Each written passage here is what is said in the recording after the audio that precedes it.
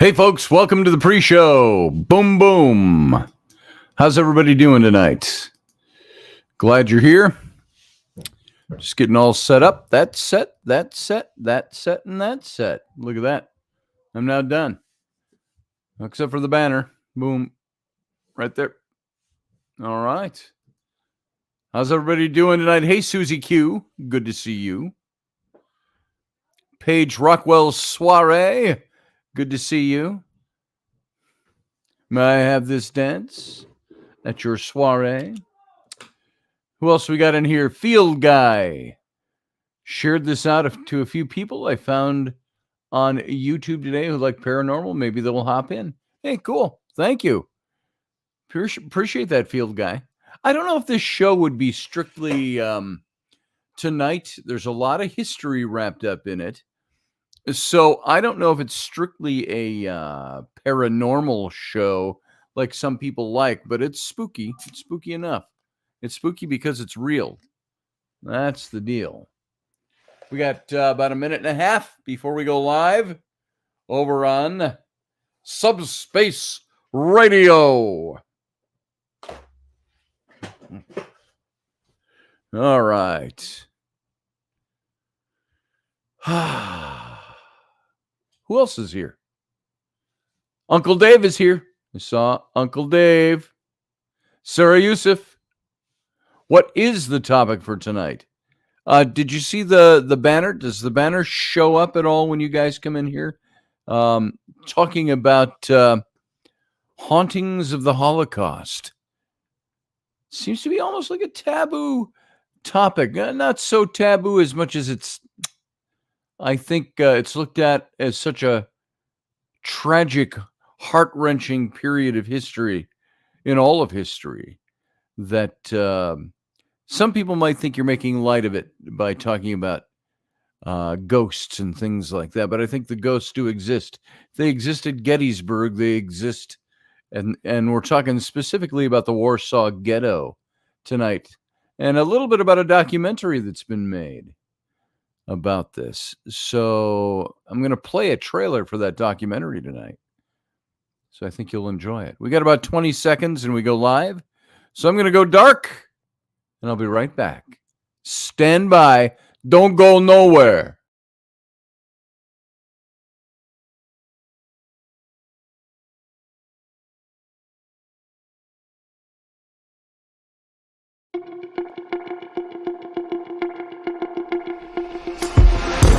The Intrepid radio program with Scotty Roberts.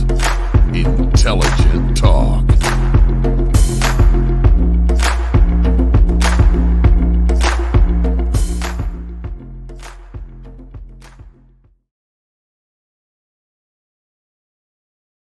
Hey, folks. Happy Friday evening. Welcome to the program. I appreciate your coming in here to this here, my show, the Intrepid radio program, heard every Monday, Wednesday, and Friday of every week. Scaled back from Monday, Tuesday, Wednesday, Thursday, Friday of every week. And that's only for because we've added another show with Robertson on Tuesday evenings at, it's not even evening yet, it's late afternoon, drive time, 4 p.m. Central Standard Time, 5 p.m. Eastern Time. That would be 2 p.m. pretty early in the afternoon on Tuesday, out on the left coast. And, of course, way different times over in Australia and Great Britain. It'll be 10 o'clock Great Britain time in the evening when we broadcast live, Wendy Robertson and I. And, of course, this is the Intrepid radio program, now heard 3 days a week at 10 p.m. Central Standard Time. 9 p.m. Central, 10 p.m. Eastern. And if you're here, you already know that because you're here and you looked at the clock and you're here for that reason.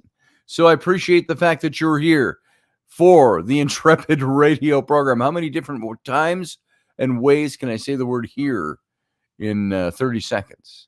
So what was I going to say? Oh, yes, you can come over and watch the video simulcast over on my Facebook page and the Subspace Facebook page and the Intrepid Radio Facebook page.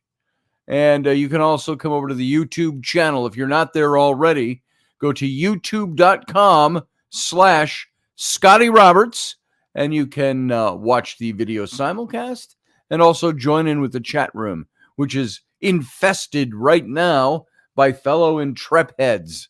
And while you're there, if you're not already subscribed, hit the subscribe button and the little bell that will give you announcements. And also hit the join button. You can see 3 ways that you can support this broadcast. And we appreciate it. But of course, the broadcast is always no charge to anyone, unless you choose to charge yourself by joining up with the channel. So thank you, Matt Finn. I saw you slip in. Good to see you, Intrepid Radio Condensed. Yes, exactly. Down to 3 days a week. And that's only for now. 3 days a week. It's just a timing thing. So we'll do Monday, Wednesday, Friday with this show, Tuesday with Robertson, and we still do Sunday morning. It's Sunday at 9 a.m. Central Standard Time on Sunday. So you can join us for that as well. I think it's 30% to you, Tube. You're on YouTube, Field Guy. Yes, he is. He is on Field. Field Guy, you are on YouTube. He has no idea what it is. Matt Finn says probably several times, I've read your books. Why, thank you, sir. I appreciate it. Have you read them all? Oof. That's a lot of time. I appreciate that, Matt Finn. And you've got the t-shirt that says you've done it. So I appreciate everybody here. Tonight I want to talk. We always say, I've gotten in the habit of saying Friday night is ghost night, or Friday is ghost day. I think that's probably how I say it. And so I want to continue with that tradition. And, you know, the paranormal. Hey, Bonnie Boggs. Good to see you. Haven't talked to you in a long time. Nice to see you here. TGIF to you as well. And, you know, there's a thing about the paranormal when you start doing a show, especially like I do, which has been a daily show for several years. The paranormal is one of those things. It's like politics. After a while, it gets old, it gets heavy. There's not as much new material. You can keep rehashing the same old thing over and over again in different ways. As for me, you know all my stories. I like to tell my stories. But after a while, after you've recycled them a few times, it's like, okay, we need new stories. I see, Master Finn. I got it. You were referring to how many times you could use the word here in a short time. Yeah, I can do that. Lots of other words too. See, I'm a storyteller. I'm a talker. And so you put a nickel in me, I could talk for 4 hours. Can't always guarantee that it's cogent and all linked together and sewn together neatly with a nice knot at the bottom, but I can certainly pull it off. And so back to the paranormal, talking about the paranormal, there are new things that happen as far as research, equipment research, gadgetry, and all the things that you can get into using when you're doing ghost hunting. Ghost hunting itself, start watching the ghost hunting shows.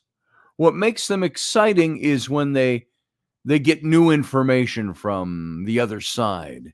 And it's the same as the same old information they were getting. An EVP now sounds like an EVP sounded 5 years ago. Sometimes we can get a little clearer now. We've got the spirit boxes. We've got the pucks and the pods and all of these different things, the SLS cameras. All these things add to the technique of trying to capture a voice or to prove what's there. I think we all know already stuff is out there. There's no doubt about that. But trying to prove what it is, who it is, where it's coming from, how it's communicating with you. And then why does that, the questions we've asked a million times, why does that scare us? If we see something from the other side, it might not even be malicious or malevolent, yet it can still frighten us or scare us or make us pee our sheets, as I'm so fond of saying. And it's because it's that unknown factor. It's the thing we don't engage with every day.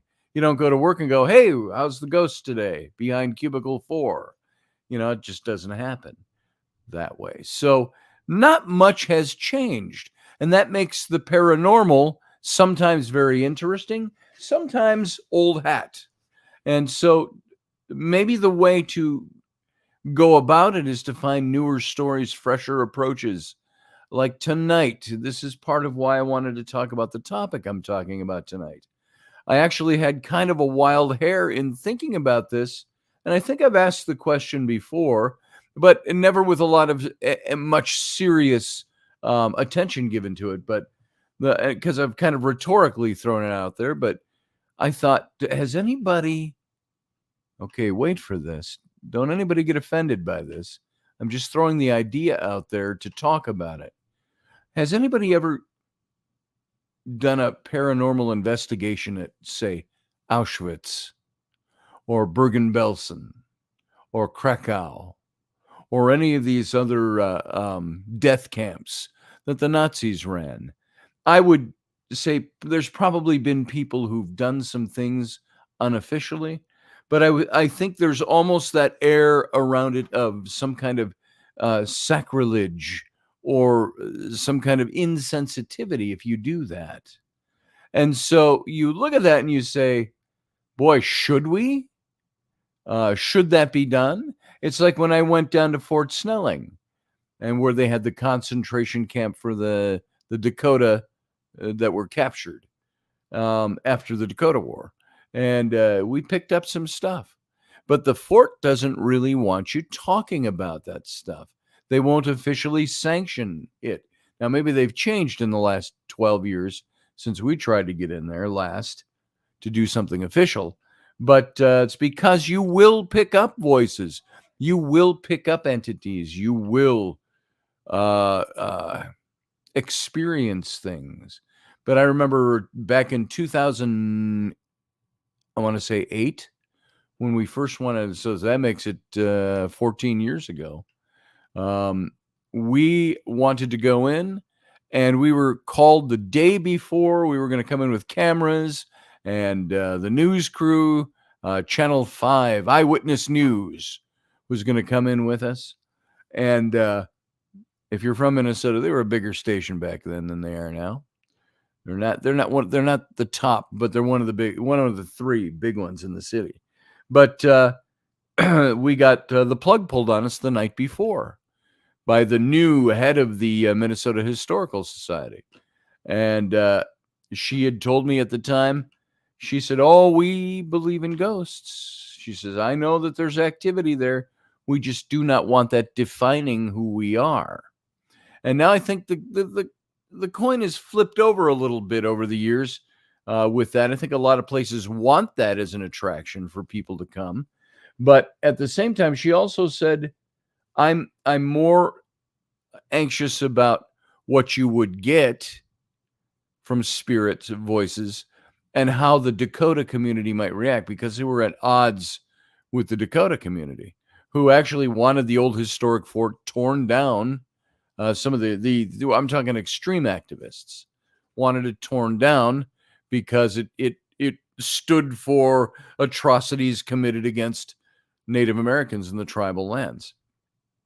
I for one, don't believe you eradicate something out of from history.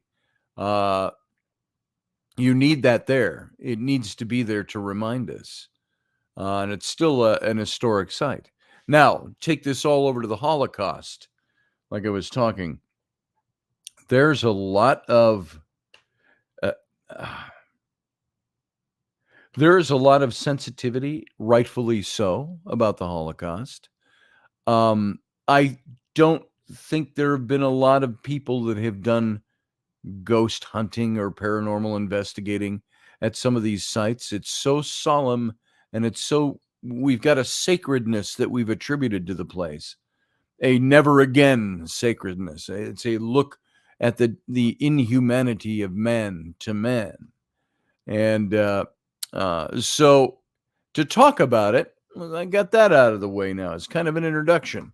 I want to talk about this, and I think that there's some interesting stuff that's been done. with this new documentary that's coming out.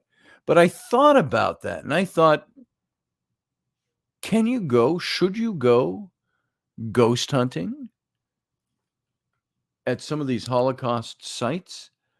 Now, the one in particular that came up, I asked a question. I did a little searching, and I thought, are there any ghosts haunting Holocaust ghosts? They put something like that in. And I came up and found an article about Jewish ghosts haunting today's Warsaw Ghetto, what used to be the Warsaw Ghetto in World War II. And it's actually something that's been, there's a new Israeli film director who filmed a documentary. And we're going to take a look at that. It's called Muranow, Muranow, which was basically the big neighborhood of Warsaw that got closed off as the Warsaw Ghetto during World War II and walled off and etc. And so for those of you who don't know much about the Warsaw Ghetto, I did want to give you some facts. And this comes from the United States Holocaust Memorial Museum. This is their information that they provided on the Warsaw Ghetto. And it was in the fall of 1940 that German authorities established a ghetto in Warsaw, Poland's largest city, with the largest Jewish population. Almost 30% of Warsaw's population was packed into a 2.4% of the city's area in this ghetto. They took all the Jews and moved them into this neighborhood of Warsaw. And some of the key facts is that there were extreme overcrowding there, minimal rations. There was unsanitary conditions that led to disease, to starvation, and the death of thousands of Jews each month. And they were locked in there. They were kept in this neighborhood. It's like they built big walls to prevent them from leaving. And second fact is that there were various types of resistance that took place in the Warsaw Ghetto, ranging from documenting Nazi crimes against the Jews to armed resistance, and culminating in the Warsaw Ghetto uprising during the war. And fact number 3, from July 22nd until September 12th, 1942, German SS and police units, assisted by auxiliaries, carried out mass deportation from the Warsaw Ghetto to the Treblinka Killing Center.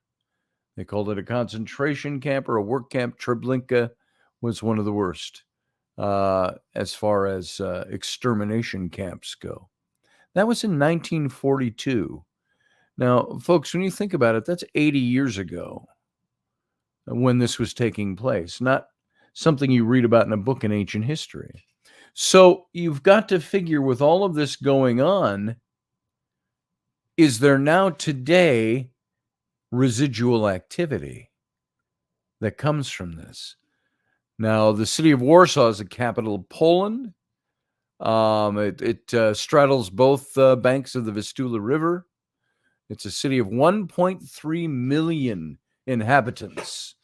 And Warsaw was the capital of the resurrected Polish state in 1919, before World War II. And the city was a major center of Jewish life and culture in Poland. And Warsaw's pre-war Jewish population of more than 350,000 constituted about 30% of the city's total population. And the Warsaw Jewish community was the largest in both Poland and Europe, and was the second largest in the world, second only to New York City.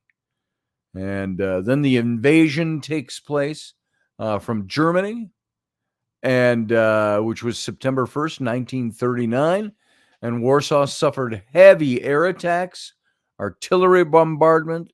German troops entered Warsaw on September 29th, shortly after its surrender. And less than a week later, German officials ordered the establishment of a Jewish council, the Judenrat, and under the leadership of a Jewish engineer named Adam Zirnyako. I can't even say it right. Czerniakow. Zerniko. Nikau. And as chairman of the Jewish Council, Cerniko had to administer the soon-to-be established ghetto and to implement German orders. And on November 23rd, 1939, German civilian occupation authorities required Warsaw's Jews to identify themselves by wearing white armbands with a blue Star of David, just like their flag in Israel is today. And it's the white field with the blue Star of David. And the German authorities closed Jewish schools, confiscated Jewish-owned property, and conscripted Jewish men into forced labor and dissolved the pre-war Jewish organizations. And so the Warsaw Ghetto now is what we're going to be talking about. And on October 12th of 1940, the Germans decreed the establishment of a ghetto in Warsaw. The decree required all Jewish residents of Warsaw to move into a designated area, which German authorities sealed off from the rest of the city in November of 1940. And the ghetto was enclosed by a wall that was over 10 feet tall, topped with barbed wire and closely guarded to prevent movement between the ghetto and the rest of Warsaw. The population of the ghetto increased by Jews compelled to move in from nearby towns, and it was estimated to be over 400,000 Jews. And German authorities forced ghetto residents to live in an area of about 1.3 square miles, with an average of 7.2 persons per room, is the way that would work out. And the conditions in the ghetto, they were located on the Grabowska Street. In the southern part of the ghetto was the council, and the Jewish organizations inside the ghetto tried to meet the needs of the ghetto residents as they struggled to survive. Among the welfare organizations active in the ghetto were the Jewish Mutual Aid Society, the Federation of Associations in Poland for the Care of Orphans, and the Organization for Rehabilitation. And now, by the way, if you look at all this, this was all happening before America entered the war. You think we didn't know about some of this? Some of it we did not, and it became a public secret by that time. And then we entered the war in 1941. And this was financed, this aid to the Jews in the Warsaw Ghetto, until late 1941, primarily by the New York-based American Jewish Joint Distribution Committee. And these organizations attempted to keep alive a population that suffered severely from starvation, exposure, and infectious disease. The hunger in the ghetto was so great, was so bad, that people were laying on the streets and dying. Little children went around begging. So said Abraham Lewant. Now, the food allotments rationed to the ghettos were not sufficient to sustain life. And in 1941, now here's where we get to this part of thinking of all the death that is there. In 1941, the average Jew in the ghetto subsisted on about 1,125 calories a day. Zhirnenko wrote in his diary entry from May 8th of 1941, "Children starving to death." Between 1940 and mid-1942, 83,000 Jews died of starvation and disease. Widespread smuggling of food and medicines into the ghetto supplemented the miserable official allotments and kept the death rate from increasing still further. So there are documentations of life in the ghetto, deportations and uprisings that began in 1942. And Jews captured during the Warsaw Ghetto uprising were put into deportation. Finally came the liberation. And by the way, there were uprisings. There was the uprising. And there is a book I read, and I've mentioned it to my listeners before. There's a book by Leon Uris called Mila 18. And it's a book about some of these resistance fighters in the Warsaw Ghetto. And if you look that book up over on Amazon, I'm going to do that just to give you a little bit of a hint of what Leon Uris wrote about. It says here, it was a time of crisis, a time of tragedy, and a time of transcendent courage and determination. Leon Uris's blazing novel is set in the midst of the ghetto uprising that defied Nazi tyranny, as the Jews of Warsaw boldly met Wehrmacht tanks and homemade weapons with homemade weapons and bare fists. Here, painted on a canvas as broad as its subject matter, is the compelling of one of the most heroic struggles of modern times.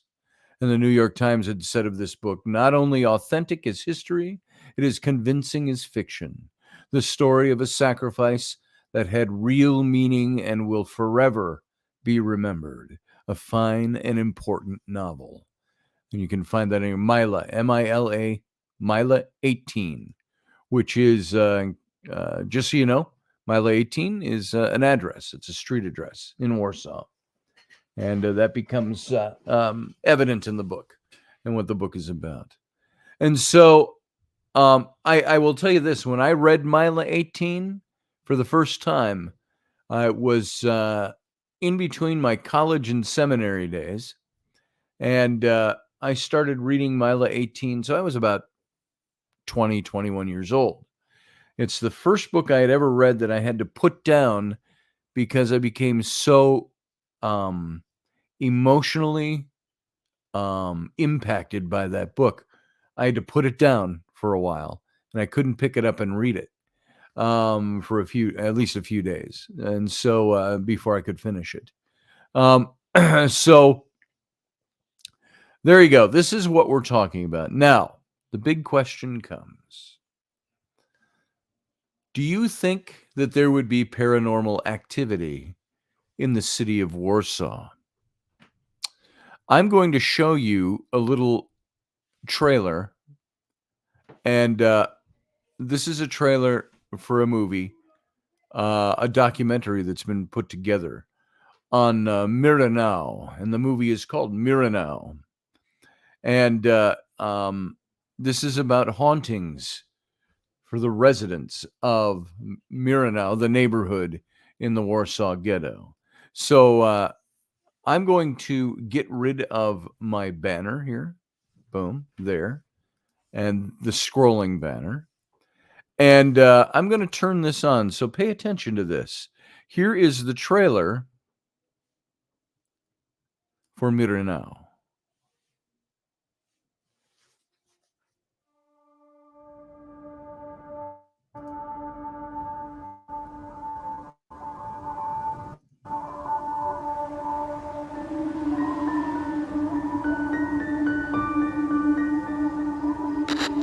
The radio turns on, the lights go off.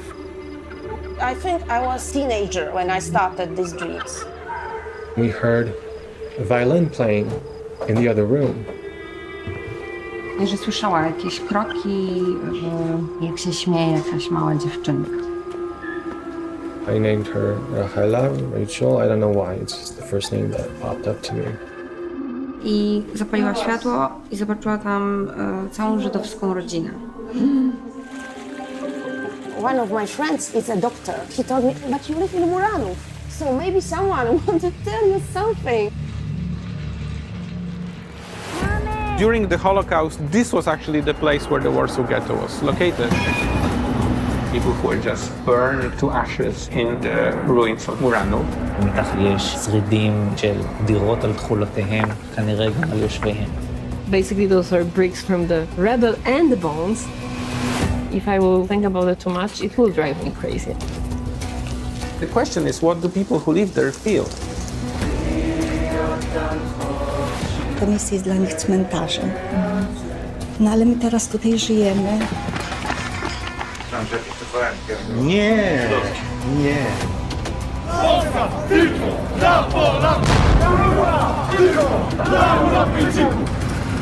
Odtwarzamy tą dawną Warszawę. To jakby tej wojny nie było, tak? Bo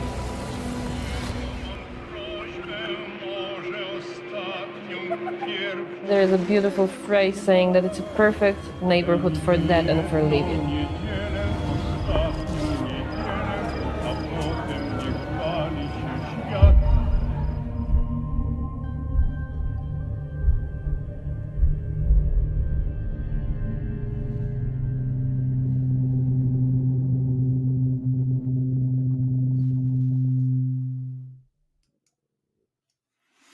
All right. That was the trailer for Miranao. And I'm looking forward to seeing this. Only because I want to see what some of these people have experienced. If you heard there in the trailer, they were mentioning that some people that live in these neighborhoods, they see, she said the lights came on in the other room and they looked and there was a whole Jewish family standing there, ghostly family. The other ones with the little girls and the people that they would see and the violin playing and things like that. And so that's all classic paranormal activity. So it would be very interesting to find out a little bit more about this and what's going on with that. And I do have a little bit more about this film and about the documentary, about the what it is people are seeing there. And this was in the Times of Israel, newspaper over there, newspaper, now internet, of course. And this was on Holocaust Remembrance Day. And this film explores the paranormal encounters reported by residents. And so Jewish ghosts haunting today's Warsaw, channeled by Israeli director in a new film, is the headline. And the Polish capital's Miranau district was once Europe's epicenter of the Jewish life. And the residents have plenty of spooky stories today to prove it. And it's all put into a documentary that's screening on April 7th. And now, by the way, I don't know if this is this was last year, so this movie is out somewhere. I'd like to see. This is last April that this came out, and some of the residents of the Polish capital's Miranau district are kept up at night by echoes of violins playing and children's laughter. Radios are reported to turn on and off by themselves, and in one apartment, a whole family of Jews appears when the lights come on. In his documentary film Miranau, director Chen Shelach explores the haunting of the Warsaw neighborhood, where Nazi Germany created Europe's largest ghetto, and more than 400,000 Jews were crammed into the Warsaw Ghetto, which was burned to the ground when the Jewish fighters revolted in April of 1943. So after this revolt, and Mila 18 was the novel I told you about by Leon Uris, who wrote about this. After this revolt, the Germans just came in and they burned the city to the ground, or at least the ghetto of the city, the Warsaw Ghetto. And so after the war, machines turned the ghetto and the debris and the ruins into dough from which bricks were made. And that in turn were used to build the new houses and the new buildings. This is what Shelach wrote in his director's statement. Now imagine this. They scooped up. There's a place like that here in St. Paul I used to go to get free. They'd let me take free brick and block off of their debris pile. But they would take this mound of debris, the size of a huge house, mini mountain almost, and they would send it through and they would grind it all down to dust, and they'd mix it in with, I don't know what kind of, just not just water, but they made a dough out of this and they would remake blocks. Now, this is exactly what they did after the war in the Warsaw Ghetto. They scooped up the debris into dough and they made bricks and they built new houses and they built new buildings. But no one bothered to tell the excited post-war residents who found a home for themselves after the war what was buried underground and what materials were used to build their houses, said Shellac, the director. Many of them weren't convinced about it then, and some of them are not concerned about it even now, he said. This sludge, this dough that was made up of all the debris that they would scoop up, they would scoop it all level and they would make this dough and make new bricks and blocks out of it, was composed of not only the debris of the old blocks and the old buildings, but also of the bones of thousands of people that were burned to death there. Set to air in Israel to mark the beginning of Yom HaShoah, Israel's Holocaust Remembrance Day, on April 7th of this last year. The 70-minute Marinau explores some of the paranormal encounters reported by the neighborhood's residents. In one scene, there's a woman who lives next to the Jewish cemetery, and she says no one will drink her tap water because they believe it, quote, contains traces of dead Jews. Another resident said he named his building's ghost Rachela, which is Rachel, while some families purchase menorahs to ward off Jewish spirits. The experience of being haunted, the film suggests, can be traced to the district's post-war reconstruction when the ghetto was burned to the ground. Thousands of people perished in bunkers, and several years later, all of the rubble, including ashes with human remains, was repurposed into bricks for the socialist housing estate of Miranau. How would you feel, by the way, if you knew the houses that you're living in were built out of... I'm curious to see what you guys think over there in the chat room. What do you think of that? If after... now, keep in mind, we're talking about a devastating war. We're talking about a Holocaust.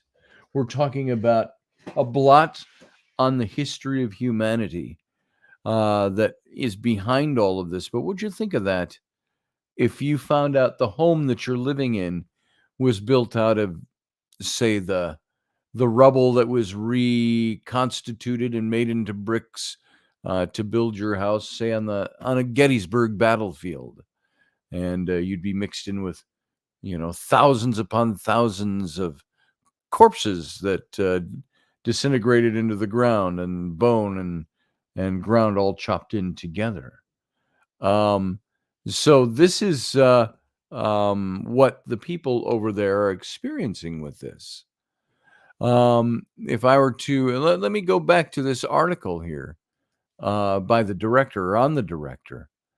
The Jewish ghosts of Miranau are certainly not a secret.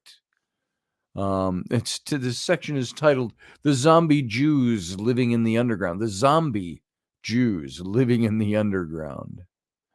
I want to see this picture. I want to share this picture with you. I wonder if I can.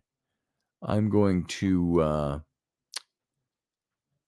copy this image, and I have to bring it into Photoshop to create a picture that I can share with you. I want you to see this. This is after the devastation that had taken place and the destruction of Warsaw. Now, this is after the war, when they went in and they leveled all the ruins back down to be able to start this reconstruction process. And this is, there's a woman here who is overlooking the ruins. I want you to see what this looked like after they leveled the I'm going to call it Warsaw leveled, so I can find it easy. I'm going to save that. Yes, thank you. Save it on my computer. Yes, thank you very much. And I know this part is the riveting part of radio, but let's take a look at this picture. And I have to save it as a PDF, otherwise I wouldn't do any of this at all. I just import the picture. So here we go. I'm going to call this into the show so you can take a look, and you can see exactly what was going on at this time. StreamYard, I'm going to add from my computer this picture. How's that for trying to talk my way through this while I'm doing the work? Let's see, where'd it go? All right, this would be Warsaw. I'm looking for right there. All right, that's loading up, and I'll show you. So this is going to be a picture I share with you of the ruins. This is there's in the pictures an unidentified woman. Here, let's call the picture in. Boom, there it is. Now, this is a picture. I'm going to take the banner off again, so you can see the full photo. There, well, it's not much more of it, but this is a picture of a woman who is looking at the ruins of Warsaw's destroyed Muranau district. This is it. This is the destroyed Muranau district, where 400,000 Jews were crammed into a ghetto by the German Nazis. And the ghetto was razed to the ground in response to Jewish resistance fighters staging an uprising in 1943. So what you see there in that picture, this is the remains of the city. And, you know, I look at the things that we all go through on a daily basis, the things that could be bothersome to us or hurtful to us. How many of us lived through the Holocaust? How many of us lived through living in the Warsaw ghettos? How many of us had to pick up arms in resistance to try to save the lives of our families and our friends and ourselves as a militia? We talk about that in context in our country. If a militia ever had to be raised to go against the government of the United States, which the Constitution provides for, could you imagine being part of a group that has to take up arms against the government to win your freedom? And this is what happened in the Warsaw Ghetto, and in a much smaller way than the greater part of the war. But there ain't none of us that's been through that, and hopefully none of us will ever have to. But this is what happened with them. And so now you're getting the whole point of this being Ghost Day, Friday, is the ghosts of Muranau. And they're not a secret. And the people of Muranau don't keep it a secret. For example, a neighborhood bookstore sells Zombie Jews Living in the Underground is the title of the book. And there's a well-known saying, Muranau is a perfect neighborhood for the dead and the living. And the relatively recent re-ghosting of Muranau, some authors claim permits a mediated encounter between today's Poles and the Polish people and the past. And apart from commemorative plaques and museums, there's no traces that remain of the district's Jewish heyday.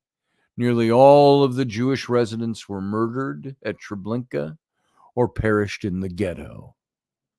And all the buildings were razed to the ground.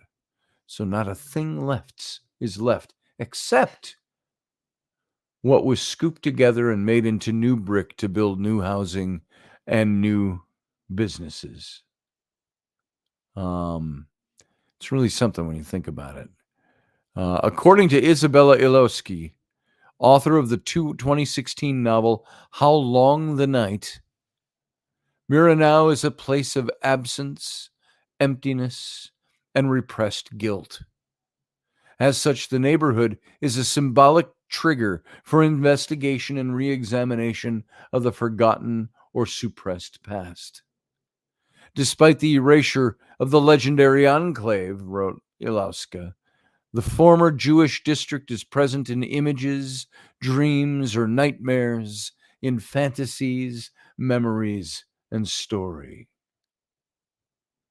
Another Polish author to engage with Warsaw's Jewish past is Beata Chomutowska, who wrote the book Stacja Miranau, which is Miranau Station, about the inexistence of a storied neighborhood once served by 3 tram lines. The book is a metaphor for Poland after the war, which largely erased the memory of its Jews, said Chomutowska of her 2012 work. And an audio tour based on Chomutowska's book is offered by Polin, Museum of the History of Polish Jews. And the site of the destroyed Great Synagogue, for example, was supposedly haunted by the ghost of a rabbi who held up construction of a glass office tower for many years. I've got an aerial photo of post-war Warsaw, and the ghetto shows thoroughly German, how thoroughly the German SS units destroyed the ghetto in 1943. You see an aerial map of the city. It's in black and white, and there's this craggy section of the city that's just white with very little detail on it because they totally destroyed and wiped it down to the dirt. So not every person who encounters ghosts in Miranau runs away from them. Jewish ghosts can be a therapeutic medium that provides a fantasy of avenging or repairing a past harm, according to historian Magdalena Walagorska, who wrote about the spirits as a form of healing by haunting, is what she called it. And in his film, the director of this film, this documentary, Shelach, presents a wide range of encounters between Miranau residents and the Jewish spirits. While some hauntings motivate young Poles to engage in memory work about their neighborhood history, other encounters would be at home in the niche Holocaust zombie genre. And in his novel, Night of the Living Jews, it sounds almost comical, Night of the Living Jews, Igor Ostakowicz depicts Jewish zombies emerging from the ghetto bunkers in which Jews perished.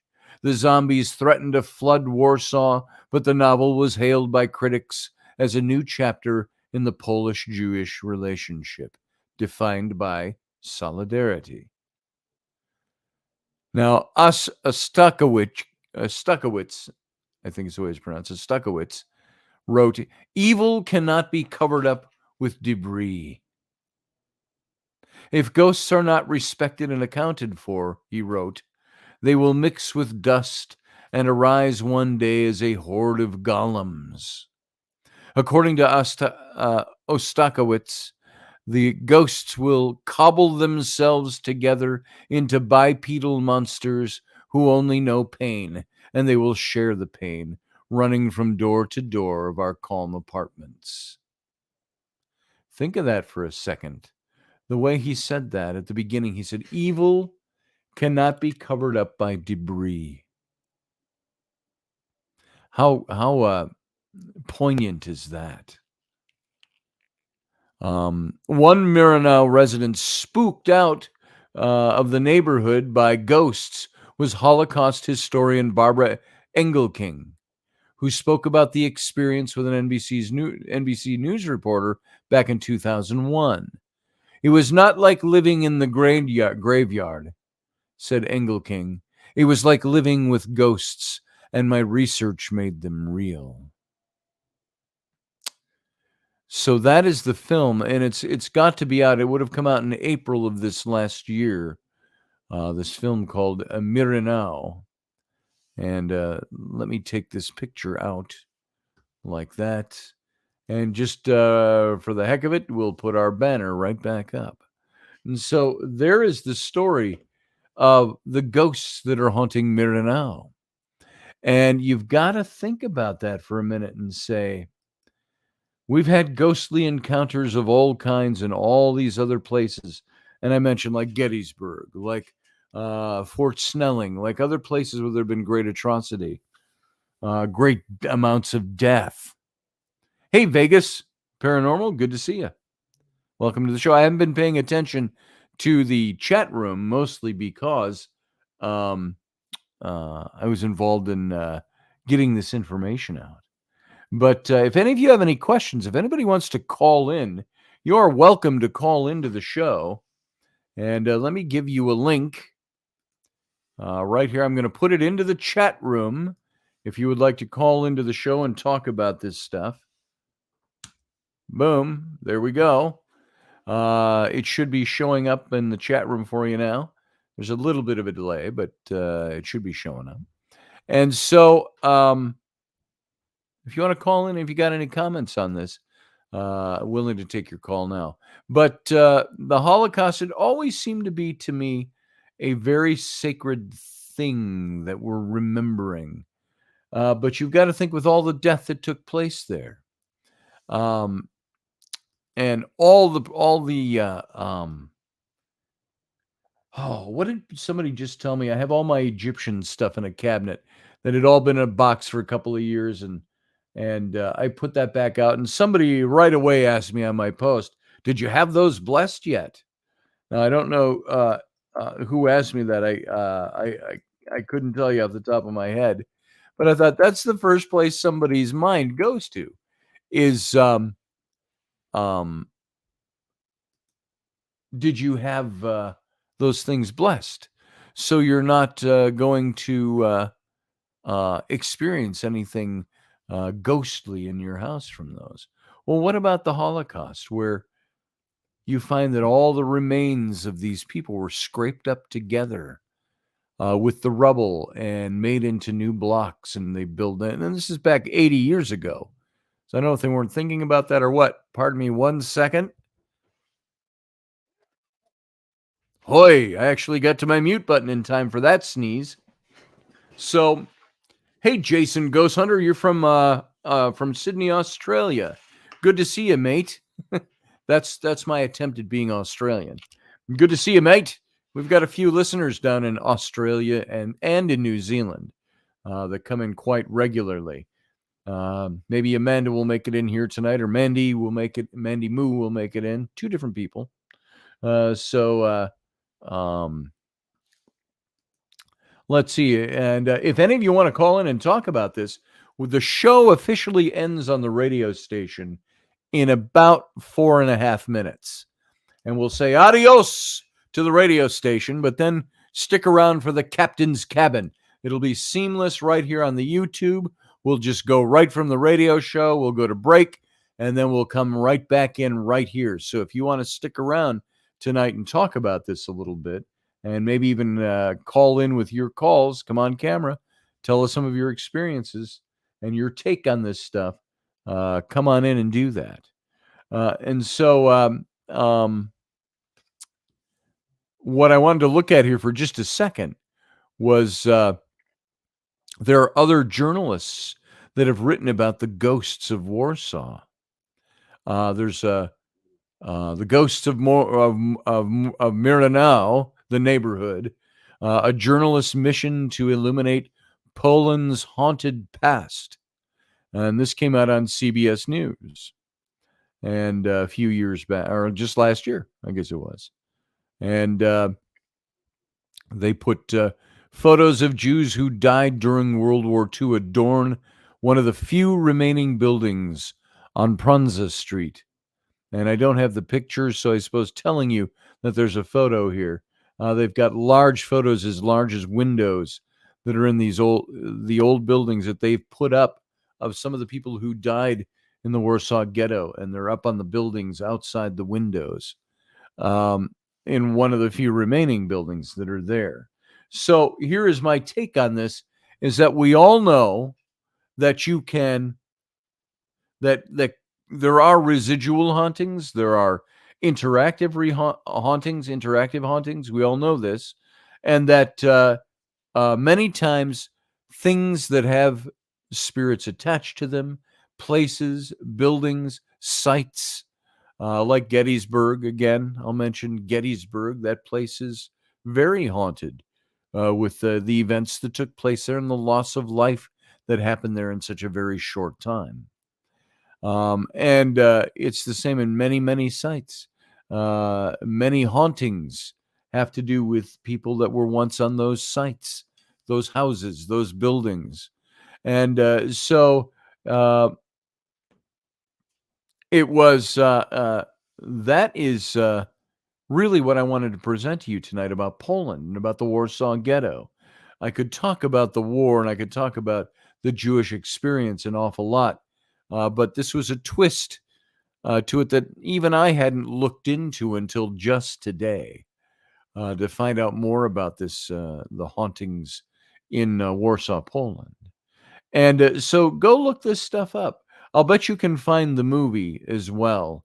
I just saw the trailer online. I didn't realize this came out last summer already.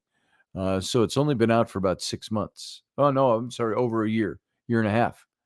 And so you can go take a look and probably find this movie and watch it. I know I'm going to do that so I can get a little more information on it. I see Jason and Field Guy and other people talking over in the chat room. I'm sure there was a lot to talk about. I didn't see much of it tonight during the show, guys, and I apologize that I did not see that, but we'll catch up over in the captain's cabin. And so in just a few minutes here, we're going to go out with our end of our show. And so I want to say to everybody over in the radio, over on subspace.radio, if you're listening in audio and you did not get over to the chat room or to the YouTube channel, come over and join us, youtube.com/Scotty Roberts, and you can check it out there. And so in the meantime, I'm going to say live long and prosper to the radio audience. Join us every weeknight at 9 p.m. Central Standard Time, 10 p.m. Eastern. The Intrepid radio program, a Scotty Roberts Productions broadcast.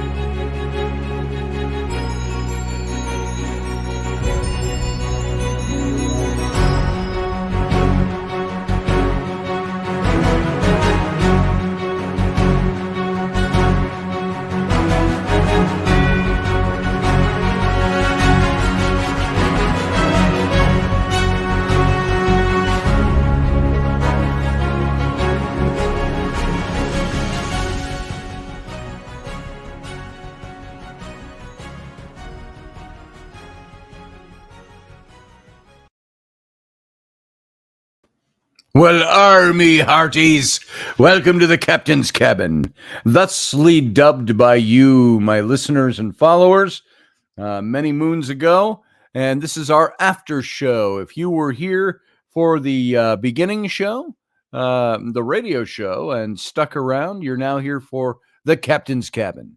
And so we let down our hair a little bit, and we're able to take more calls than I would while we're on the radio show, and I'm trying to impart information to you. Now, it's very different if I have a guest, or if Wendy and I are doing a show, or Rainey or I are doing a show.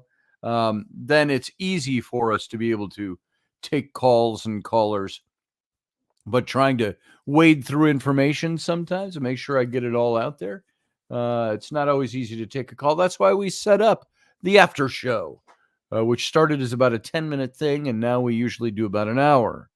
And so I want to welcome you all here. Thanks for coming in. This here is the Captain's Cabin.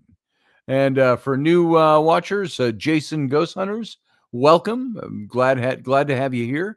And let me just run through my list. My eyes are really blurry tonight, so I got to put on my cheaters.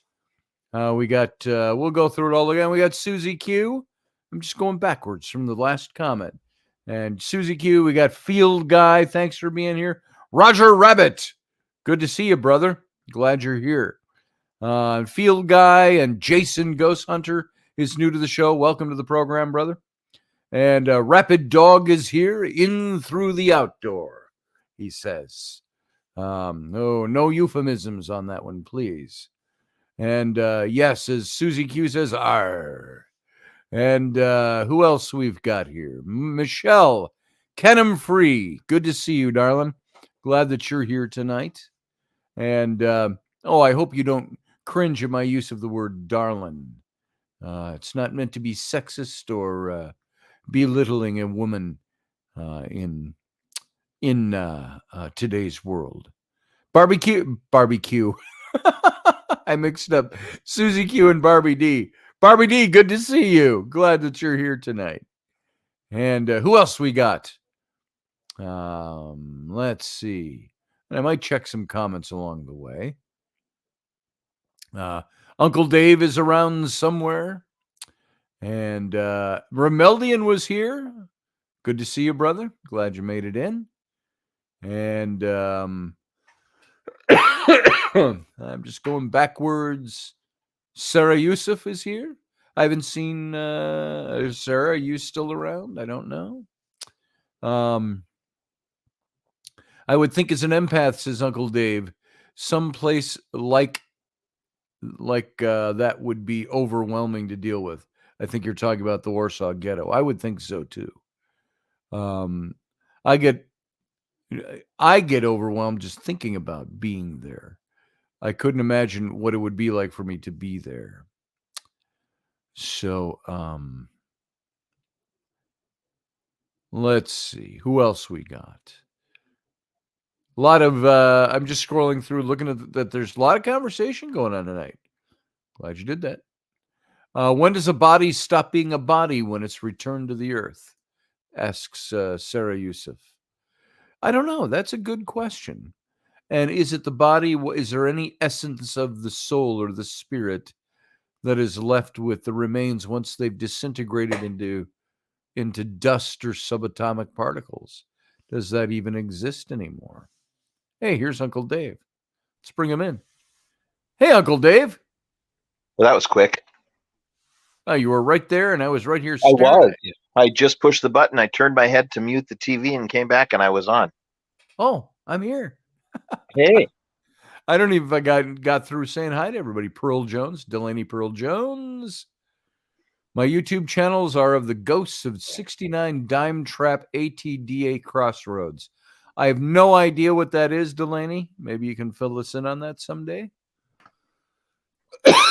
Vegas Paranormal was here. Good to see you. And that might be it. That might be the extent of the visitors that we had in tonight. Truth Finder, UK. Hi, I'm backstage, said Truth Finder. Looks like Susie Q and Steve are both drinking. That. What's that? Said it looks like Susie Q and Steve are both drinking.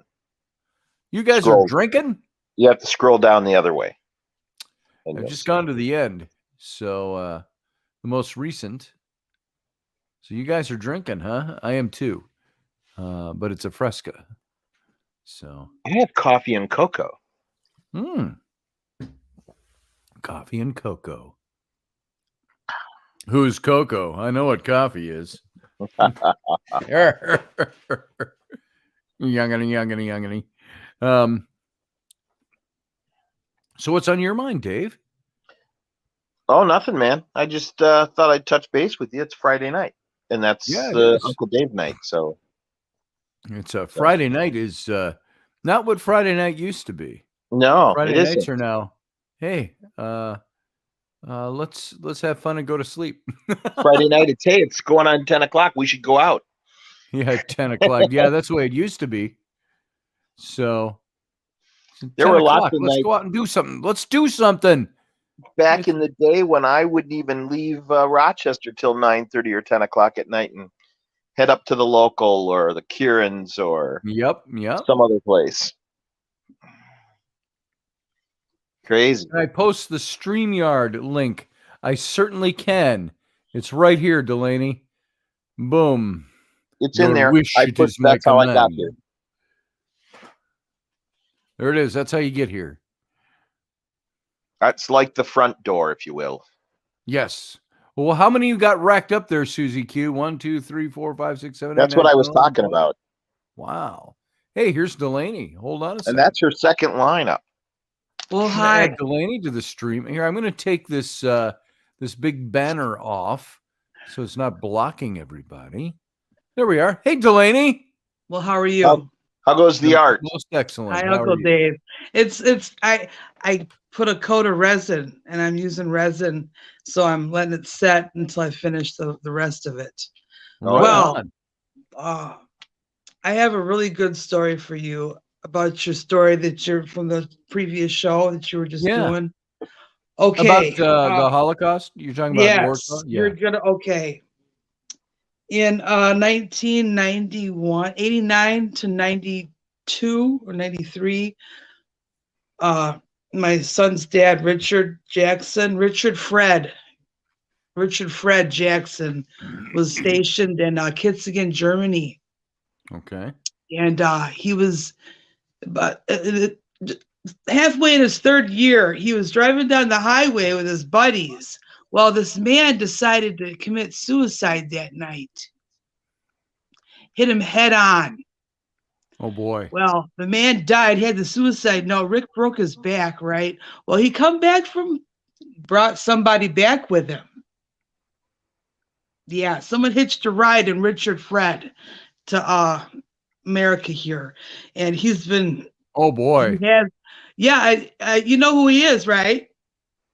Jeffrey Doherty does videos about him. I'm not familiar with him. Not familiar with him at all. Mr. Adolf Hitler. Oh, really? Seriously, I asked the rods on Pure Love Ascension Andromeda 7 Portal once if it was... No, I asked Jeff his rods. Yeah, because he got drunk one time, thought I was a Russian spy. And the Holy Spirit took over and I was able to speak German. That's to interesting. survive that night. It was a mess. So anyways, guess where this man works at now? Where? Rick works in Warsaw, Indiana. Now, Rick, when you're saying this man, Rick is my son's father. Your son's the guy father. I've been with for 15 years. Okay. Yeah. And so now he lives where he is doing No, what he now? works. He's working in Warsaw, Indiana. Oh, Indiana. Yeah. Okay. But Warsaw, though. Sure. Isn't that something? And That he lives is. in the ghetto, in the city, in the ghetto of Warsaw, Indiana.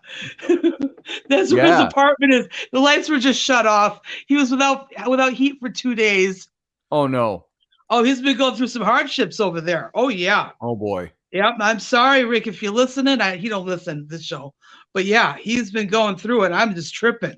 I said, you gotta be kidding me. So yeah, I thought you guys might like to know that.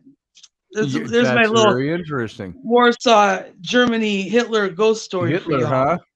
You know, Yeah. and people I think, kept telling them, like, why are you so Hitler-esque? Why Now, you act like it?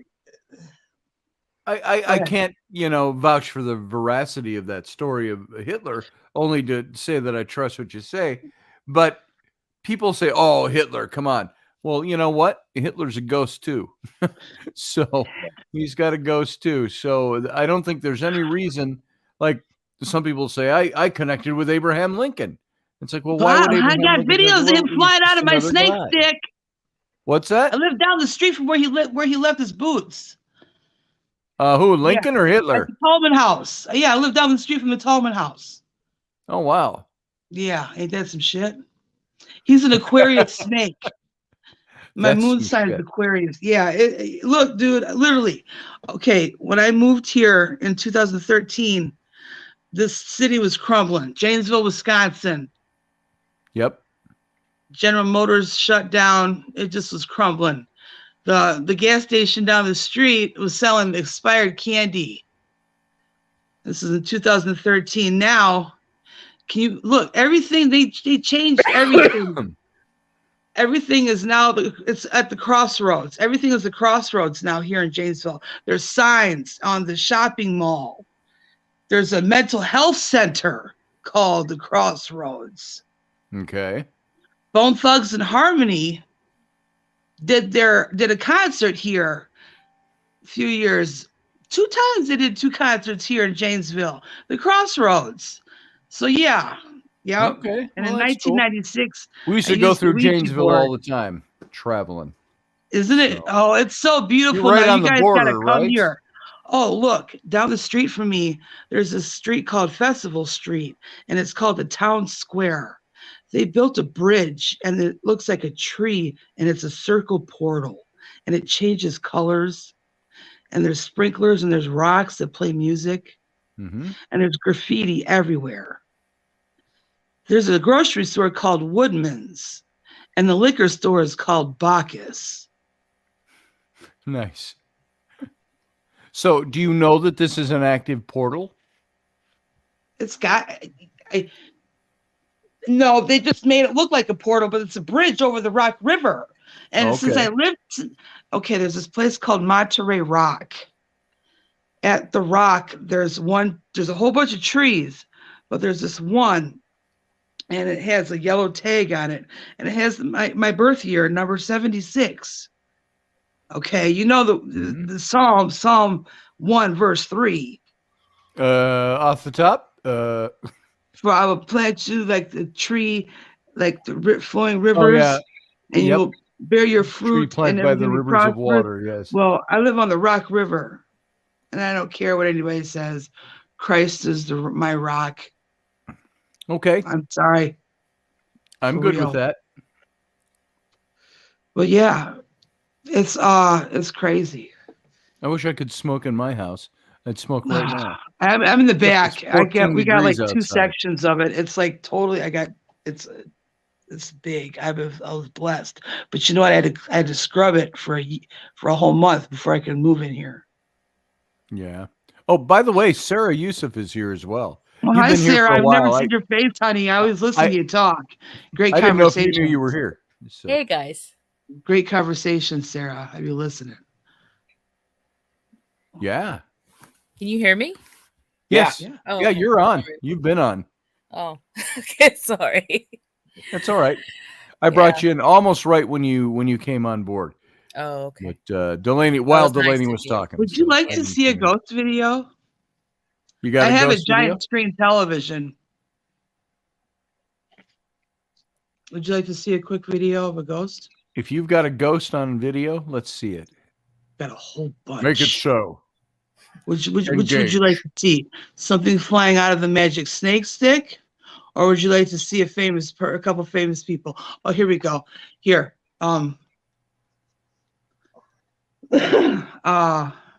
Let's go to, it's Libra season. Libra Susan or Libra season? Okay. In 1993, Season, I think she said. in 1993, I went to my friend's job She worked at the golf course at Alpine Valley. It was raining that day, and we went mudding. Let me turn off the lights. We went mudding, and we went to the crash site where Stevie died and crashed. Now you're going to turn on your TV. I'm going to bring you up to full screen. Yes, so Dave sir. and Sarah, you're not going anywhere. I'm just bringing her up to full screen so we can see what she's showing us. It's the way my kids like to watch TV. Dad, we got to turn off every house. It's late in the house. No, we don't. I got to see. Can you see? Yes, I can see. I have no sound. Oh my God, I have no sound. Okay, here we go. All right. This is your hallway. No, it's going from my kitchen to my living room.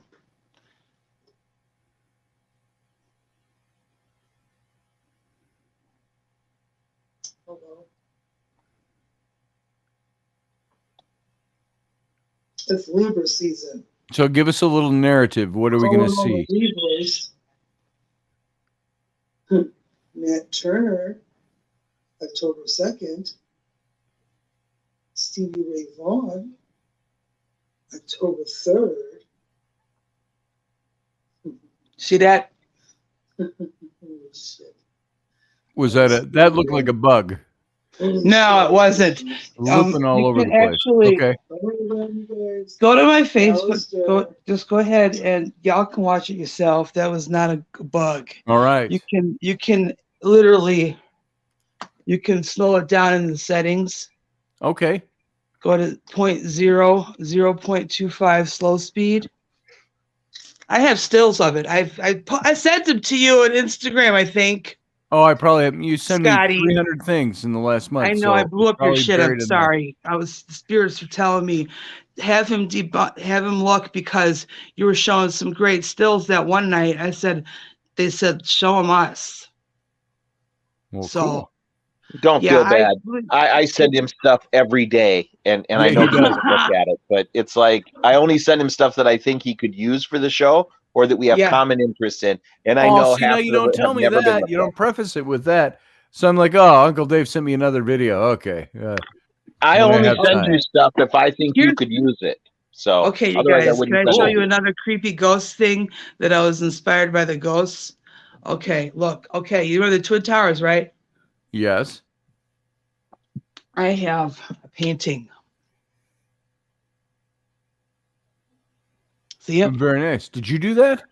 No, I got it from my mother-in-law when she died. She had it. Okay. Yeah, and so the spirits told me to go 9/11. Okay. Then they said flip it upside down, and we got 116. But we're taking this. It's going to be Psalms 9 verse 11 and Romans 1:16. All right. And then here, I got some angels for you. A couple of angels. Yeah. So there's my little shindig there. Oh, would you guys like to show? Look, you want to see? Do you want to see it? I don't know. I can't see it. I know you've been wanting to see this. It's the Star Trek. Star Trek Tear Deck. Do you want to see a couple? Oh, what is that? What do you Star think Trek is Row? Judgment? Take a wild guess. Who you think Judgment might be? Q. Hey, Steve Clark. He says, sorry, everyone. I'm tired. I have a headache. Haven't had much to eat. No, I haven't been drinking anything stranger than coffee. Take care. Stay safe. See you, Steve. Good to have you here tonight, brother. This is like the best awesome box, dude. It was only like $20. Nice. It's got the shipping size. Isn't that cute? Nice. So, and the cards are so beautiful, Scotty. You would Let's really see a couple of them. Oh, very nice. And here she is, the Knight of Starships. I don't even know who that is. It's a Crusher. But yeah, let's find That's Q. Crusher. You know what? My grandmother Beverly. Q is one of my favorite characters. Q? And my grandmother, her name is Lavina Pinky Q. And she played on the 1946 Muskegon Lassies. Nice. They made a movie about them folks, you know. Yeah. Yeah. Oh, here he is. No crying in baseball. Here he is. That's my very grandfather, George Pearson, he fought in World War II also, and he tried out for the Cubs. He didn't make it though. Very nice. So there's Judgment. Oh, I would have thought it would be Q. That's Yeah, I would have Picard. thought it'd been Q too. Picard, no. What's I Q? think- What's his Oh, card? it's. Oh no, he's Justice. It's Justice. Picard's Justice. Justice. Okay. Judgment is Q. There you go. That makes Yeah, sense. and that's my grandmother's name, Q, Keough. Oh, nice. Yep. Here's Who Borg. did I run into? Was it you that used to have the Keogh name like that? You were telling me about that a long Yes. time ago. Yes. Yeah. Okay. Yes. I was going to say that just rings a bell. Yes. That was your I was maiden doing name a or bunch your of ghost family name or- videos, and I was talking. Folks was talking, and they were the QAnon. Well, Yep. I said my grandmother's name is Q, and I said I'm Deep Pearly Gates, Squirtin' Truth. I'm gonna go QAnon and on Squirtin' and Truth? on Nice. and on. Very nice. So yeah, we here he yeah. is, magician. Who is Jordy? Yeah, there you go. Yeah, the magician. Makes sense. Yeah, uppers. Here we go. What we got? Oh, Worf is what is he? Where is he? I really love He's these not a cards. merry man. Huh? He's not a merry man. No. It was funny trying to raise his son.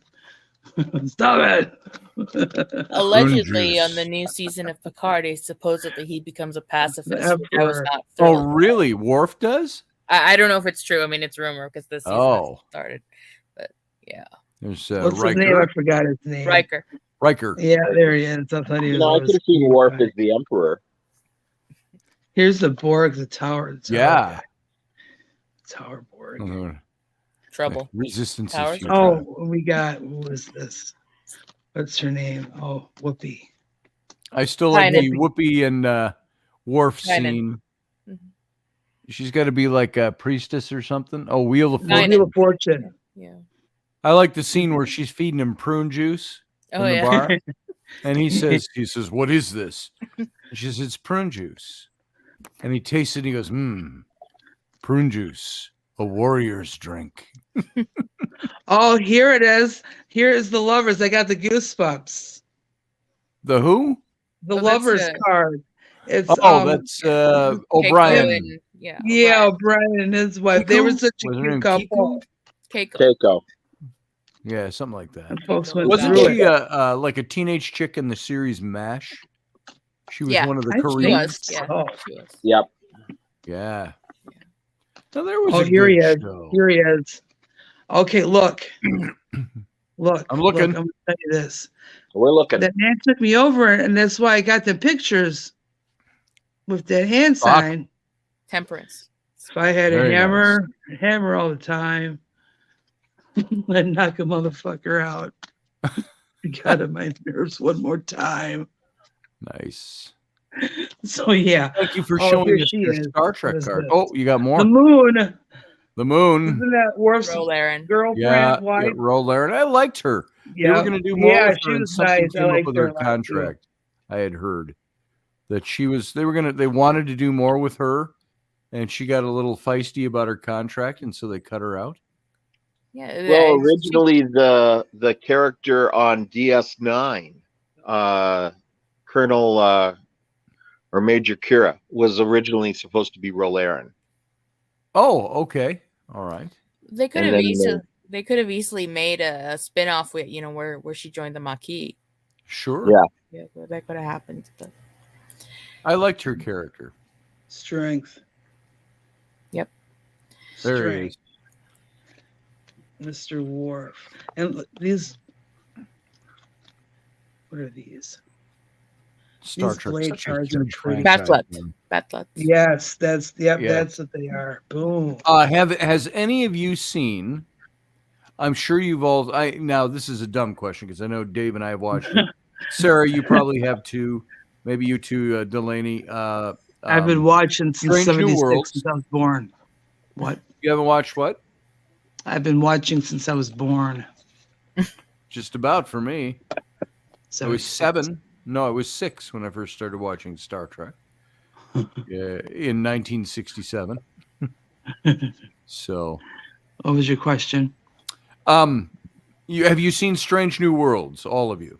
No. Yeah, I haven't. I know watched Dave has. You have. I Sarah? live in a strange new world, as a matter of fact. I've been filming it for years. Yes. That's a strange old world. So, Sarah, you said yes or no? No, I haven't seen the new series. I was really I think you'd probably enjoy it. If you enjoyed the original series, you'll enjoy. Well, I mean, that's the one with Anson Pike, right? They were. Yes. Anson Pike. So. Captain Pike's Captain Bridge. Pike. And Spock. Look, here's the world card. Look at that. Nice. Very pretty. Here we go. And what's the other new one? The animated one. Dave, have you seen this? Lower Decks. That's Lower Decks. The new. Well, there's 2 animated ones now. There's Lower Decks and there's Prodigies. And Prodigy is what I'm talking about. Haven't really seen either. I saw Prodigy is really well. Yeah, I saw some of those Star Lower Trek Decks, cartoons. Oh, here we go. Prodigy's very well done. Yeah, they brought Janeway back for that one, I think, right? Yeah, Prodigy. she's a holographic training holograph, and an advanced. So she's not old in this or anything like that. She's little gambling ass, the Ferengi boy. Of course, gambling. Yeah, he's the Page of Latinum. The Page of Latinum. Latinum must be the coins. The gold. Yep, the gold. Yep, coins. Yep, that's exactly what it is. Michelle Cannon Free says it's a very, very mad world. I agree. Yes, it is. What are we wowing about over there? Let's do something for that. What's going on with the talk over there? I missed something there. World synchronicity. So. Yeah, it is a world synchronicity. How is it that everyone was talking about Squanto on all the podcasts out here when Milky Way, Mr. Robert V was doing some Squanto, and they were talking about Squanto in my son's history class? Well, I mean, it's Thanksgiving this week. Wisconsin Virtual. It's a Thanksgiving story, Virtual basically. Academy. I'm pushing it, you guys. If you guys are stay-at-home parents and you really are tired of having your kids go to these horrible public brick and mortar schools where they get bullied and don't get treated right if they're special needs, doggone it, they send you a free computer and all your books and everything. My baby had a microscope last year for microbiology class. So yeah, Wisconsin Virtual Academy. Microbiology class? Who'd have thunk? It's well, actually they sent them to the house for homeschooling, is what she said. Online public to the school. house. Yeah. It's online public schooling from cool. home. And every state has it for the whole 50 states. And it's all free. And guess what? They don't force vaccinations on the kids. That's nice. Yeah, Flynn has been asking us to do that. Flynn, get a minute. He wants to do I'm going to tell you right now. Homeschool. It's the parents are the learning coach. Mm-hmm. We're the learning coaches, okay? They got the teachers, they got you be talking with all the kids in the class in the chat rooms and everything. And my baby don't talk much, but actually he sings a lot. But yeah, it's really good. If you have special needs kids and you really ain't trying to, I was bullied a lot as a kid, and I promised I was never gonna let my child endure that ever. So thank God for this. The teachers are so nice. The principals, there's always activities where you guys can go and meet up and stuff, get-togethers for the kids to hang out and stuff, because they be talking to each other in the chat rooms and in class. And yeah, it's really awesome. We've been talking about that with Flynn. All 50 states. And then Rowan is kind of jumping on board with that. I told him, it's got its pros and its cons. I said, the pro is that you could probably be done with your schooling by noon every day, and you got the rest of the day free. That's how my son is right now. Yeah. And I said, the downside, you still got to get up in the morning. Yes. There's that, and you lose a bit of the socialization. Yeah, she still has to let the goobers out of his eye. Socialization time is smaller, but of course, they've got scouts. They do their scouts all the time. So Yeah. they're always socializing there. Yeah.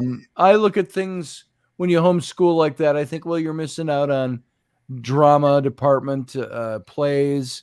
You're missing out on Actually, team no, they sports. have clubs. They have all of that. I'd volunteer to. I'd volunteer to drive the kids down to Walmart and dump them off and say, "Find your way home." That's called socializing. That's socializing. Here's map skills. I would cartography. They would give us the old map bus schedule with a map. Here you go. Yeah. Have them do it. My eyes look as tired as they feel. Holy cow! Yeah, I'm looking pretty rough too. That's why I turned my camera off. Yeah, really. I can't turn my camera off on a show that is visual. Who cares how we look? You know what?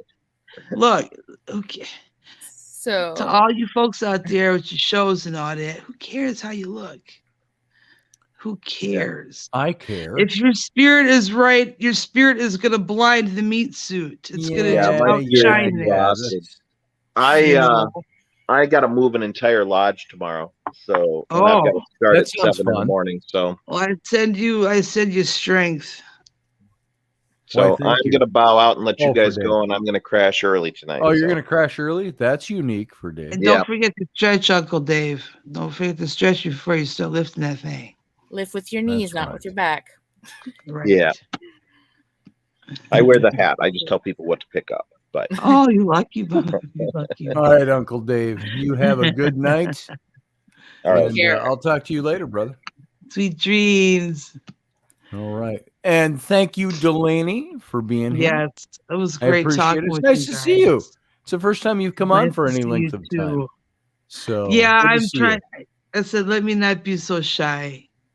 And I just talk in the chat room. Let me get on here a little bit because I was kind of scarred. I went 2009 to 2000, just a few months ago, where they killed my YouTube channel, my Facebook and my YouTube.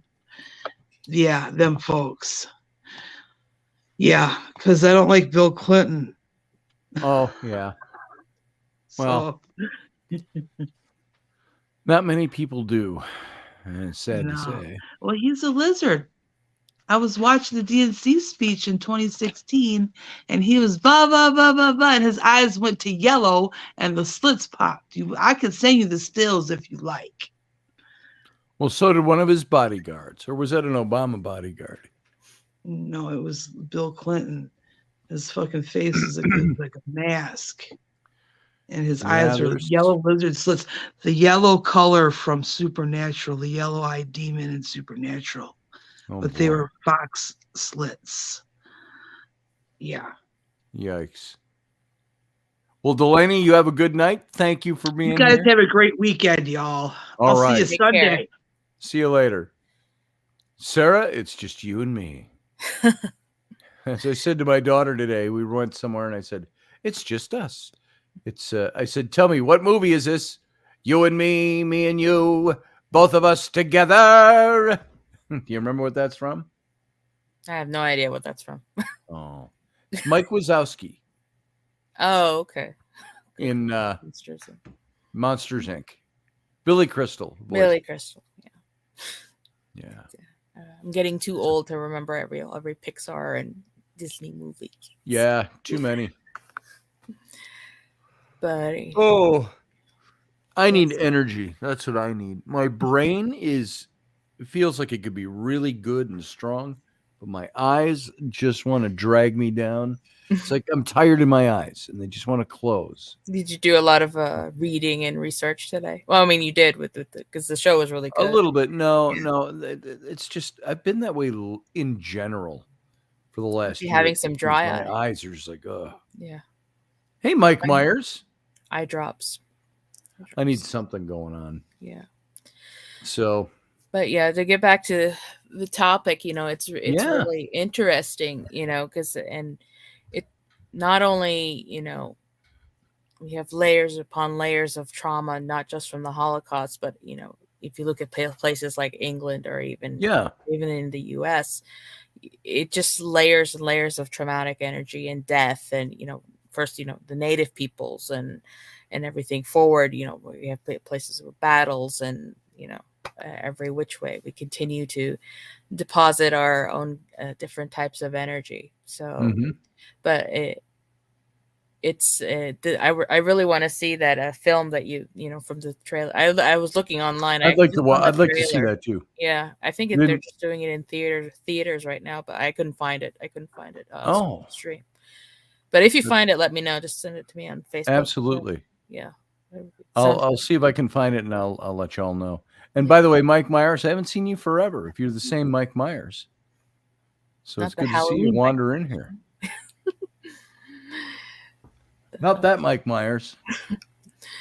But and it's as you were saying earlier when they were talking about I was thinking of the ash, the clouds of ash from the gas ovens, and then now all that's been incorporated into the brick, and it just really saddens me because during when those people were alive, they were treated like objects, less inhuman, inhuman, and that sort of continued when they're turned into different objects like the bricks and everything, and it's hard, it's difficult, but I mean these types of conversations, they need to happen, they need the acknowledgement, well, and there's some of that where you say that the spirit goes on to a different place, a different plane.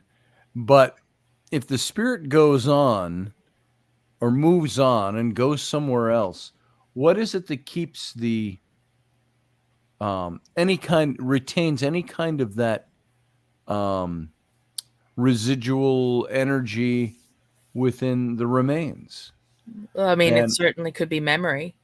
Be memory? Because there's that saying that, you can always summon the dead to us by thinking of them. We send prayers for them. There's always that connection. So, I mean, and some people say that, spirits are just living history that, want to be acknowledged. And, that's interesting.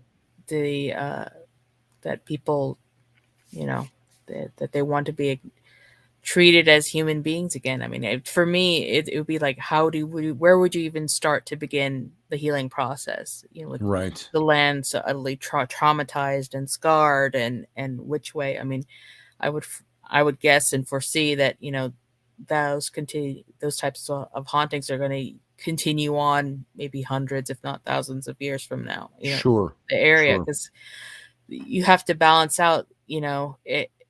In Poland, it's some people see it as a site of a sort of not like a sanctified site, but I mean a site of that, and then other people see, okay, we have to be practical and consider it real estate, where you can house.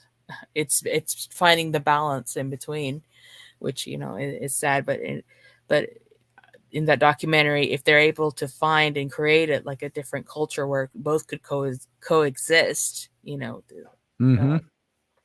considering whatever Polish culture considers how they treat the paranormal, is it taboo, or it's just another mainstay of the norm, but it's hard. I mean, because we were talking earlier, and how long before, let's say, a traumatic event, because I remember it was a short time after Sandy Hook happened, people wanted to go in with Ouija boards and do EVP sessions, and it's like how much amount of time is considered I don't know, because you pick up ghosts that are hundreds of years old at times. So, I mean, is there a transition time? Like, we didn't get him for the first 6 months, but now he's here, kind of thing. I don't know. I mean, I don't know that there's a general rule that no, I mean, I'm not saying that there would. I mean, it would depend on, the people involved in all that. But I mean, if you think about a grieving family wanting to reach out, I mean, it was a similar type of thing that, led to the rise in prominence of the spiritualist movement. People thought they would try to reach, their dead loved ones who were soldiers or died of, disease or, whatever was going on through the day, that desiredness to connect. So, but I mean, even now, I've heard even some places, some tales or, stories about, residual hauntings in New York, from 9/11. Yeah. So, we live in a haunted world, basically. We do. And frankly, this spiritist movement that we had in the late 1800s and into the early 1900s, that isn't so unique throughout the annals of history. Right. You had maybe not a movement that was quite like that, but you would have, thousands of years ago, you would have people seeking out conversations with loved ones who have gone on, and talking the classic biblical story of King Saul going to the witch at Endor. Right. Call up Samuel. I need to talk to Samuel. And so, and that's 3,000 years old. Right. So it's interesting that all throughout history, humans have really done the same thing. Because I was thinking, what brought that to my mind too was, while you were talking, I was thinking, I wonder how long we've been doing this as a human race. What was the origin? Oh, wait, and I went, wait, that goes way back. So I kind of answered my own question, but those are the best types. Yeah. It just comes. Unless I talk out loud. So, Scotty, what did we have for lunch? Well, I don't know, Scotty. Let me think about that for a minute. Okay. It was tuna. You have to do it once in a while just to throw Rowan off. That's right. Get her to stop talking. We've got her birthday party here tomorrow. Oh. Okay. So that'll be her birthday is the 20th, which is Sunday. So she's having a party tomorrow. So she was all excited and very bossy about cleaning up the house today. More so than usual. More so than usual, yes. Well, tell her I said happy birthday. So I've got her present here. I can show you.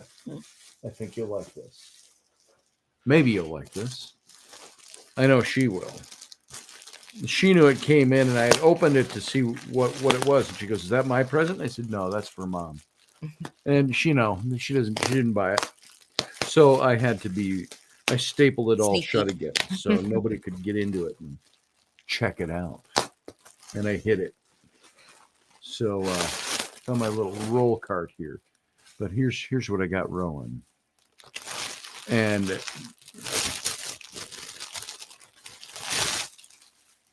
the wrapper off. Okay.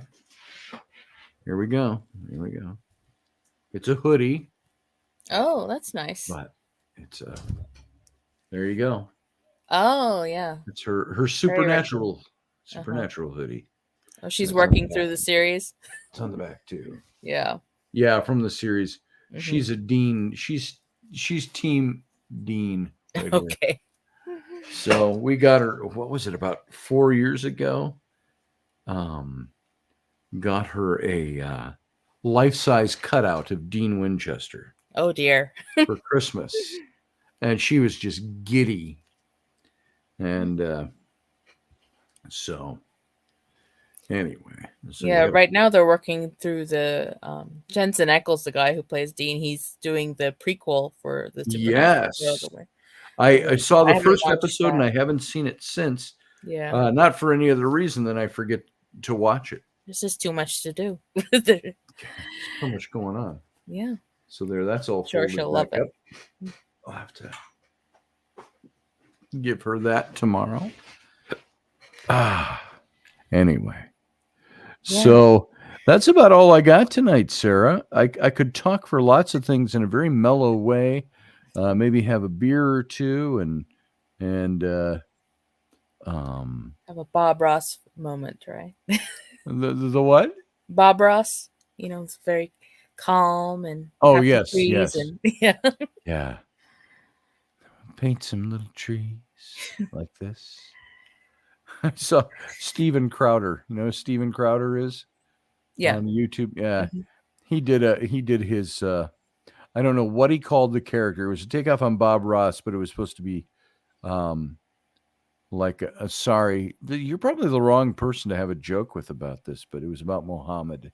And so he was. I'm probably the right person, the only person who could probably appreciate it. Yeah, maybe he was painting a picture of Muhammad's family and his wives, and being very, very non-sanctimonious. Right, iconography.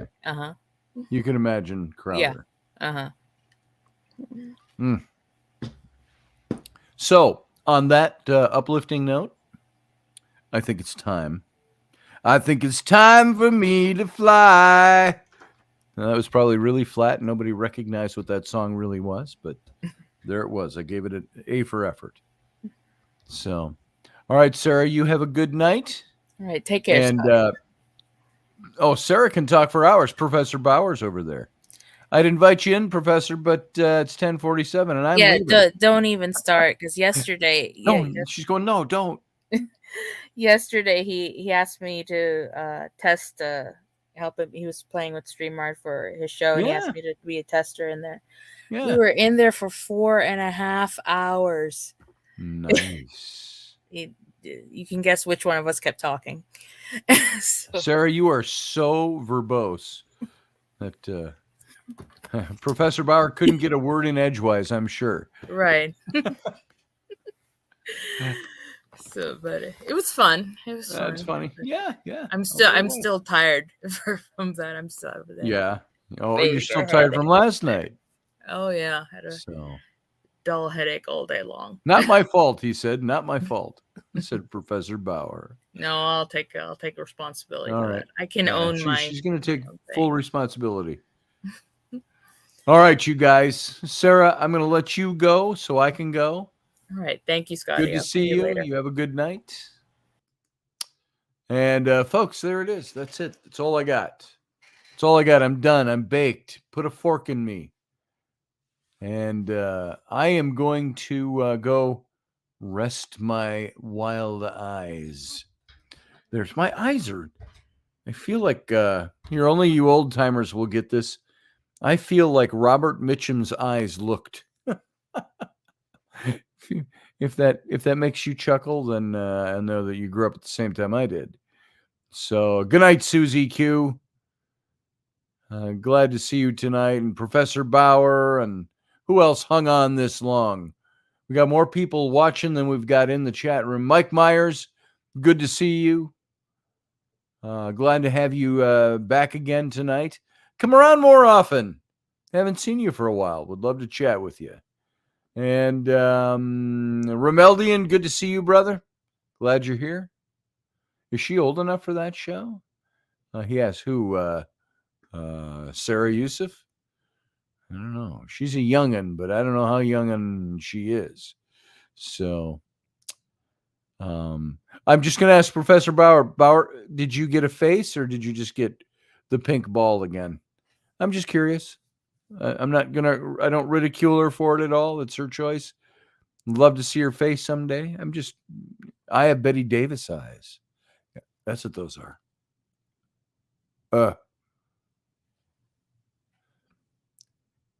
Fantastic, Mike Myers. Good. Glad to see you back. All right. And on that note, then, I'm going to get out of here. I want to thank you all for being here. Thank you. Remember, Sunday morning, it's Sunday at 9 a.m. Central Standard Time. It's Sunday with Scotty and Rainey. If we can, on rare occasions, we get Rainey to actually come in. It'll be fun if we can get her this Sunday. Depends on how the birthday party and sleepover goes for Rowan tomorrow. That will determine a lot. And then, of course, next week, we're back Monday, Wednesday, Friday with the Intrepid radio program at 9 p.m. Central, 10 p.m. Eastern. And then we've got Tuesday afternoon at 4 p.m. Central, 5 p.m. Eastern, Roberts and Robertson. And I'm going to end on, just for the fun of it, just like I did at mid-show, we'll play the since I don't have any commercials on right now, that I've had to remaster my commercials because my soundtrack got me hit with copyright. There's music playing in the background. So once I have those back up, we'll do some more things like that. But I'm going to play you the Robertson trailers or ins and outs, and then of course the It's Sunday with Rainey and me. We'll do that one first, and then we'll finally be out with the Captain's Cabin. So once again, everybody, I appreciate you being here. Thanks for coming along for the ride, as they say. And I will say, live long and prosper.